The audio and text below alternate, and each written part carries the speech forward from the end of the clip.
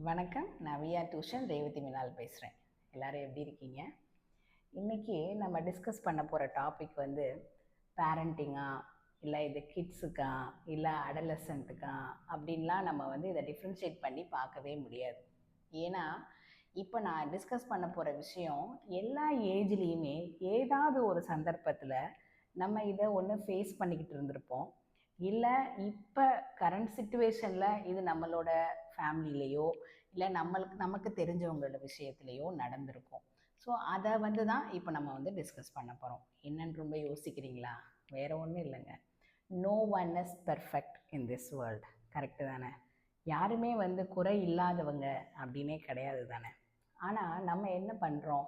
எல்லார்கிட்டேயுமே perfect எதிர்பார்க்குறோம். நம்ம நினச்சது தான் நடக்கணும்னு வேற எக்ஸ்பெக்ட் பண்ணுறோம். அதுவும் நம்ம வந்து இப்போ உள்ள குழந்தைகிட்ட இது எஸ்பெஷலி இப்போ ஃபஸ்ட்டு வந்து நான் பேரண்ட்ஸ்கிட்டேருந்து இதை டீல் பண்ணுறேன். இப்போ உள்ள பேரண்ட்ஸ் எல்லாரும் என்ன பண்ணுறீங்க? உங்களோட குழந்தையோட ஆம்பிஷன் என்னன்னு கேட்குறதுக்கு முன்னாடியே நீங்கள் என்ன அவங்கக்கிட்ட டிஸ்கஸ் பண்ணுறீங்க? அவங்கள கம்பேரிட்டிவ்லி உங்களுடைய நெய்பர்ஸோடையோ இல்லை உங்களுடைய ரிலேட்டிவ்ஸோடையோ இல்லை உங்களோட ஆம்பிஷன் எது உங்களால் அச்சீவ் பண்ண முடியலையோ அதைத்தான் அவங்களுடைய ஆம்பிஷனாக எடுத்துக்கணும்னு நீங்கள் ஃபோர்ஸ்ஃபுல்லி அவங்கக்கிட்ட பேசுகிறீங்க. இந்த கம்பேரிட்டிவ்லி திங்கிங் அப்படின்றத தாண்டி இந்த இடத்துல வந்து ப்ராப்பராக கம்பேரிட்டிவ்லி எதை பண்ணுறீங்க? உங்கள் குழந்தைய அடுத்த குழந்தையோட கம்பேர் பண்ணி மெரிட்ஸாக பேசினா கூட பரவாயில்ல. பட் 90% ஆஃப் த பேரண்ட்ஸ் என்ன பண்ணுறாங்க? அவங்கள டீமோட்டிவ் பண்ணுறாங்க. அவங்களுக்கு ஒரு செல்ஃப் டவுட் கிரியேட் பண்ணுறாங்க. இதை பண்ணாதீங்க. இதைத்தான் நீங்கள் வந்து ஒரு அடலசன்ட் ஏஜ்லேயோ இல்லை நீங்கள் வந்து ஒரு ஒர்க் பிளேஸ்லேயோ வேறு யாராவது உனக்கு இது வராது, உன்னால் இதை செய்ய முடியாது அப்படின்னு சொல்லும் போத நீங்கள் உங்கள் ஏஜுக்கு ஏற்ற மாதிரி நீங்கள் அவங்கள ஹேண்டில் பண்ணிடுறீங்க. ஆனால் கிட்ஸ் இல்லை ஒரு அடலசன்ட் ஏஜில் இருக்கிற எந்த ஒரு டீனேஜ் பிள்ளைகளால் இதை ஹேண்டில் பண்ணவே முடியாது. அது ரிலேட்டடாக தான் இன்றைக்கி நான் ஒரு ஸ்டோரி சொல்ல போகிறேன். பாருங்கள், அந்த காலத்துலலாம் வந்து பார்த்திங்கன்னா தண்ணி வந்து எடுக்கணும் அப்படின்னா வந்து மண் பானைகள் யூஸ் பண்ணி தான் வந்து தண்ணி எடுப்பாங்க. அப்படி தானே? அந்த மாதிரி ஒரு 2 மண்பானை பற்றின கதை.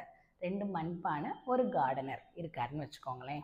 இவங்க எல்லாருமே நம்ம வாழ்க்கையில் ரிலேட் பண்ணி நான் ஃபைனலாக கொண்டு வருவேன். பாருங்கள் எப்படின்னு. இந்த என்ன பண்ணுறாருன்னா, இந்த கார்டனர் வந்து டெய்லி வந்து பக்கத்தில் இருக்கிற ஆறில் தண்ணி ஃபெச் பண்ணுறதுக்காக இந்த 2 மண்பானையும் எடுத்துகிட்டு போகிறார். 2 மண்பானையும் பார்த்திங்கன்னா ஆரம்பத்தில் ஒரே சைஸாக ஒரே மாதிரி தான் இருந்துச்சு. ஆனால் மண்பானைன்னு சொல்லிட்டேன். அப்போ மண்பானை அப்படின்னாலே அதோட லைஃப் வந்து பார்த்திங்கன்னா ரொம்ப சென்சிட்டிவ்.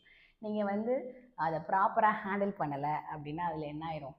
கண்டிப்பாக ஒரு கிராக் விழுந்துடும். அந்த மாதிரி ஒரு பானையில் என்ன ஆயிடுச்சு? கிராக் விழுந்துருச்சு. கிராக் விழுந்தாலும் இந்த கார்டனர் வந்து அந்த பானையை ஒதுக்கி வைக்காமல் டெய்லி அந்த பானையையும் அவர் வந்து தண்ணி ஃபெச் பண்ணுறதுக்காக ஆற்றுக்கு டெய்லி எடுத்துகிட்டு போகிறார். இந்த மாதிரி ஆற்றங்கரையில் போய் அதை வைக்கிறாரு, தண்ணி எடுக்கிறாங்க. தண்ணி எடுத்துகிட்டு அங்கே வச்சுட்டு கொஞ்சம் நேரம் அவர் ரெஸ்ட் எடுத்துகிட்டு திருப்பி அவரோட பிளேஸ்க்கே அவர் 2 பானையும் கொண்டுட்டு வந்துடுறார். அப்போ அந்த பெர்ஃபெக்டாக இருக்கிற அந்த பானை, ஒரு நல்ல பானை வந்து என்ன சொல்லுது? இந்த கிராக்கான பானையை பார்த்து, டெய்லி ஏன் தான் இந்த கார்டனர் உன்னையும் இங்கே கூட்டிகிட்டு வராருன்னு எனக்கு தெரியல. நான் ஃபெச் பண்ணி கொண்டு போகிற தண்ணியோட அளவை கம்பேர் பண்ணும் போது நீ வந்து நம்மளோட இடத்த ரீச் பண்ணுறதுக்கு முன்னாடியே நீ பாதி பானை வந்து உன்னோட கிராக் வழியாகவே வந்து தண்ணி ஃபுல்லாக லீக் ஆயிடுது. ஆனால் ஏன் தான் இந்த கார்டனர் உன்னை டெய்லி சமந்துட்டு வராருன்னே எனக்கு தெரியலை அப்படின்னு சொல்லி என்ன பண்ணுது? அந்த பெர்ஃபெக்டாக இருக்கிற பானை வந்து இந்த கிராக்கான பானையை பார்த்து கேலி பண்ணுது.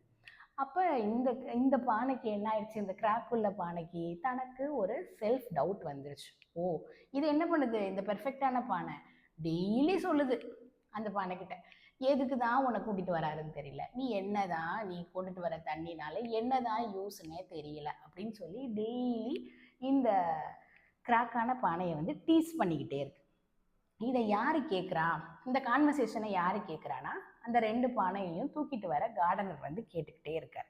அப்போ இந்த கிராக்கான பானை என்ன பண்ணிடுது? இன்றைக்கி ஒரு முடிவு என்னென்னா, நம்மளே வந்து கார்டனர்கிட்ட கேட்டுருவோம் அப்படின்னு சொல்லிட்டு அது கேட்குது. ஏன் கார்டனர், டெய்லி நீங்கள் இவ்வளோ கஷ்டப்பட்டு என்னையும் அவ்வளோ தூரம் சுமந்துட்டு கூட்டிகிட்டு போயிட்டு வந்தீங்க. ஆனால் வந்து பாருங்கள், நான் வந்து உங்களுக்கு பாதி அளவு தண்ணி கூட கொடுக்கல. நீங்கள் ஏன் இப்படி டெய்லி செய்கிறீங்க அப்படின்னு சொல்லி கேட்குது. உடனே அந்த கார்டனர் சொன்னார், நீ டெய்லி உன் பக்கத்தில் இருக்க பானை நீ வந்து நல்லாவே நீ வந்து தண்ணியை ஃபுல்லாக லீக் பண்ணிடுற, என்ன மாதிரி நீ இல்லை, நீ வந்து இம்பெர்ஃபெக்ட், இப்படியே சொல்கிற விஷயத்தை தான் நீ கேட்டுக்கிட்டே வர்ற. ஆனால் வழியில் நான் உனக்கான என்ன பாதை அமைச்சிருந்தேன்னு நீ பார்க்கவே இல்லை. நாளைக்கு நான் உன்னைய இதே மாதிரி நான் வந்து ஆற்று கூட்டிகிட்டு போகும்போது அந்த நம்ம கடந்து வந்த பாதையை நீ பாரு அப்படின்னு சொல்லி கார்டனர் சொல்லிடுறாரு. இந்த கிராக்கான பானை வந்து அடுத்த நாளுக்காக ரொம்ப ஈகராக வெயிட் பண்ணிட்டு இருக்கு. பார்த்தா நெக்ஸ்ட் டே பார்த்தா இந்த 2 பானையும் கொண்டுட்டு வரார்ல, இந்த கிராக்கான பானையோட சைடில் பார்த்தேன்னா ஃபுல்லாக ஃப்ளவர்ஸாக இருந்துச்சு. அந்த பெர்ஃபெக்டான பானையோட சைடில் பார்த்தீங்கன்னா எந்த இதுவுமே இல்லை, நார்மல் ரோடாக தான் இருந்துச்சு.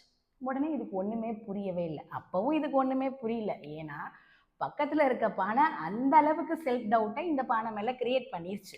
சரியா? உடனே அந்த கார்டனர்கிட்ட இது கேட்குது.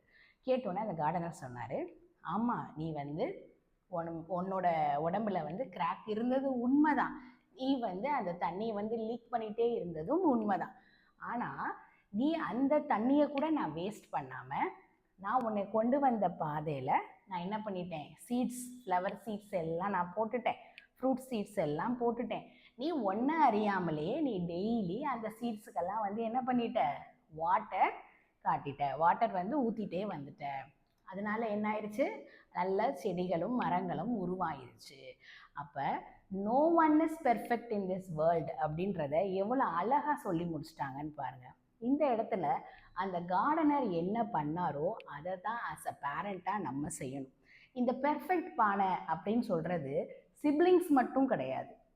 ஏன்னா வீட்டில் ஒரு 2 பேர் 3 பேர் இருந்தால் ஆட்டோமேட்டிக்காக பேரண்ட்ஸ் என்ன பண்ணுறாங்க, கம்பேர் பண்ணிடுறாங்க. நீ மூத்தவன் மாதிரி இல்லை, நீ வந்து உன் தங்கச்சி மாதிரி இல்லை, நீ உன் அக்கா மாதிரி இல்லை, நீ உன் அண்ணன் மாதிரி இல்லை, இப்படி அந்த கம்பேரிசன் பண்ணாதீங்க. எப்படி ஒரு கார்டனர் வந்து ஒரு பானையை அதால் என்ன முடியுமோ அதில் இருந்து மேக்சிமம் ஈல்டு அவருக்கு என்ன பண்ண முடியுமோ அதை பண்ணாரோ, அதே மாதிரி நீங்களும் என்ன பண்ணுங்க, உங்களோட குழந்தைகிட்ட வந்து நீங்கள் ஈக்குவலாக உங்களுடைய நான் உன்னைய நம்புகிறேன், நான் உன்னைய இதெல்லாம் எதிர்பார்க்குறேன், உன்னால் முடிஞ்சதை நீ செய், நீ உன்னோட எஃபர்ட்டை போடு, உனக்கு வராதுன்னு நீ நினைக்காதன்னு நீங்கள் மோட்டிவேஷனாக பேசுனீங்கன்னா எல்லா பானையுமே பெர்ஃபெக்டான பானை தான். இப்போ ஓகே, எல்லார் வீட்லேயும் சிப்ளிங்ஸ் தான் இருக்காங்களா, இப்போ வந்து சிங்கிள் சைல்டு சில்ட்ரன்லாம் இருக்காங்க. கண்டிப்பாக சிங்கிள் சைல்டு இருக்காங்க. அவங்க இந்த பிரச்சனையெல்லாம் எங்கே ஃபேஸ் பண்ணுறாங்கன்னு நினைக்கிறீங்க?